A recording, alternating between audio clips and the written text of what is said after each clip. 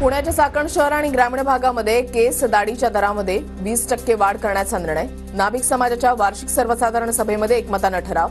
सर्वसामान्यांच्या खिशाला कात्री लागणार. यवतमाळमध्ये सोयाबीनला कवडीमोल भाव. नाफेडनं ऑनलाईन नोंदणी बंद केल्यानं खासगी व्यापाऱ्यांकडून शेतकऱ्यांची लूट सुरू. शेतकरी आर्थिक संकटात. नांदेडमध्ये डांबरी रस्त्याचं काम निकृष्ट दर्जाचं. गावकऱ्यांकडून रस्ता हातानं उखडून दाखवत संताप व्यक्त. जळगावच्या चाळीसगाव कृषी उत्पन्न बाजार समितीमध्ये लाल कांद्याची आवक. आठवड्याभराच्या तुलनेमध्ये कांद्याच्या दरातही वाढ. कांदा उत्पादक शेतकऱ्यांमध्ये आनंदाचं वातावरण.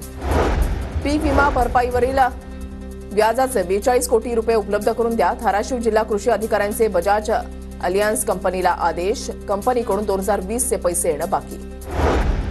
वाशिममध्ये TV9च्या बातमीचा इम्पॅक्ट. नाफेडकडून सोयाबीन खरेदीला मुदतवाढ. शेतकऱ्यांना बारदानाही स्वीकारणार. यवतमाळ जिल्ह्यामध्ये नाफेड सोयाबीन विक्री पोर्टलमध्ये तांत्रिक अडचणीमुळे अनेक 4000वर शेतकऱ्यांची नोंदणी नाही. नोंदणीची वेळ निघून गेल्यानं शेतकरी चिंतेत. शासनाकडून नोंदणीसाठी मुदतवाढ दिली जाते का, याकडे शेतकऱ्यांचं लक्ष. अकोल्यामध्ये मॉर्निंग वॉकला गेलेल्या महिलेची हत्या. आरोपीला पोलिसांकडून अटक. 6 जानेवारीला पूर्वविमानामधून हत्या. नागपुरात बनावट कागदपत्र दाखवून 10 वर्ष शिक्षिकेची नोकरी. महिला शिक्षिका फरार. हुडकेश्वर पोलीस ठाण्यामध्ये महिलेसह मुख्याध्यापकावर गुन्हा दाखल.